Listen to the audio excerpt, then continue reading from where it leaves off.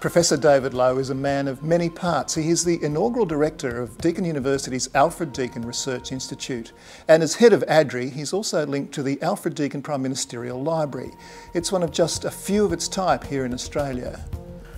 Well, one of the great things about the creation of the Alfred Deakin Research Institute is that it's also closely connected with the Prime Ministerial Library, which bears witness to the legacy of this wonderful man who was the outstanding figure, I think, in the early years in the creation of the Commonwealth of Australia. We're lucky to have such a setup because, well, firstly, there aren't many of them in Australia. There are libraries and institutes around the names of John Curtin, Bob Hawke and Gough Whitlam, but we're really the fourth. We add to that. All the other ones operate in a slightly independent way. There's no great sense of a network yet, although I'm hopeful that might kick in. But more generally, Alfred is surely deserving of this. Alfred's love of books and the way in which ideas influenced his thinking, his belief that politics should constantly be injected with new ideas, new thinking, the capacity to inject into policy influences from travels overseas, from books he'd read, a wide range of reading in both English and non-English languages. If anyone warrants a Prime Ministerial Library and the connection of the value of scholarship towards thinking and politics and policy, it's surely Alfred Deakin. So we're very fortunate to have a collection which includes a lot of his own personal books.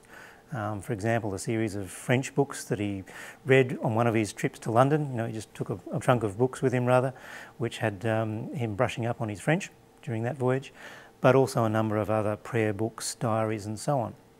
Some of the works of Alfred himself, some of the things that he penned, are jointly held between us and the National Library of Australia. Some of it's been digitised, but not all of it. And that's where this collection remains so valuable.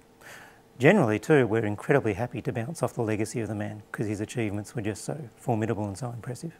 One of the things I'd love to see, actually, looking forward, is perhaps an even more robust role for things like Prime Ministerial Libraries in Australian life. Because if you look at the US scene, for example, these mega presidential libraries which house entire research programs, provide scholarships to visiting scholars, they're gravitationally pulling in the lives and achievements of others who worked around certain presidents, so they become a kind of gravitational spot for researchers to go to.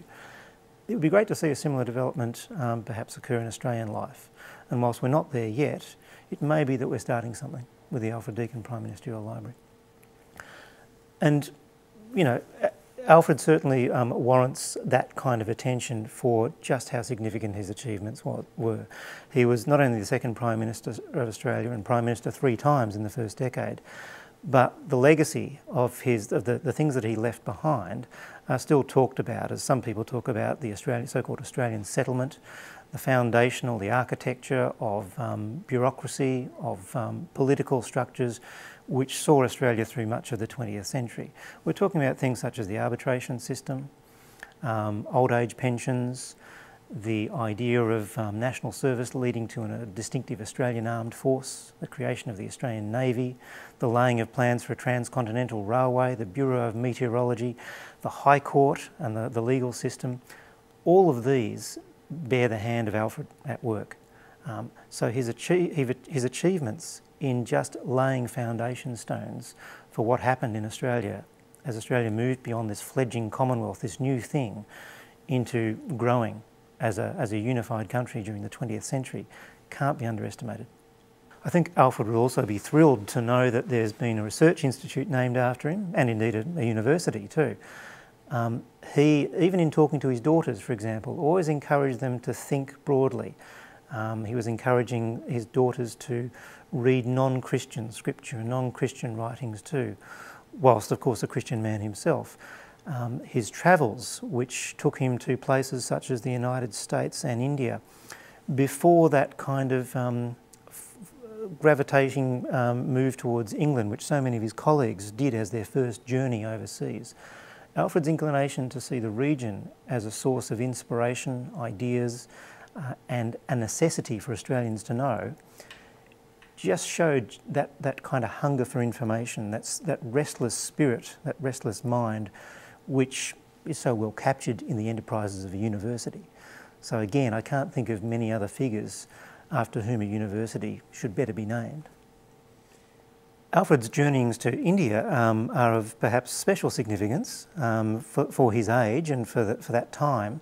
He was interested in India in multiple ways. One was in irrigation.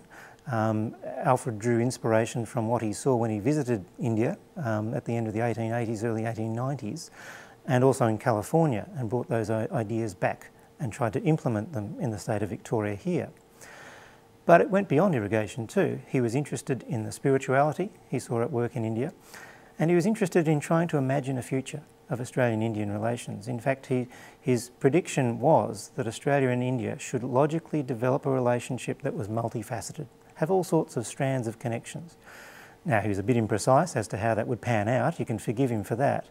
But he did see, by virtue of geography, by virtue of vigorous societies with keen approaches to spirituality, to thinking about futures of politics, to managing resources and so on, he did see lots of connections that should fall into place as both countries grew. And again, there are very few of that time who came out with that kind of statement.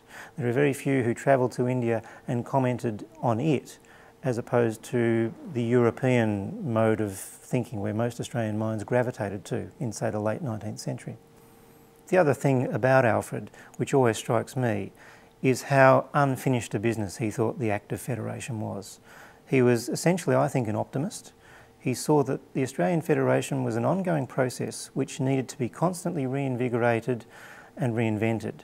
And that's where someone like himself, a politician who would constantly bring new ideas in, borrowed from overseas, grabbed from here and there, was the ideal person to set this in motion.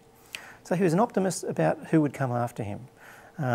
Even though Alfred couldn't predict things like more recent day innovations such as native title legislation, such was the thinking of the man that I can well believe that he imagined at some stage a more constant degree of policy innovation in relation to Australia's Indigenous population would be factored in to the legal system.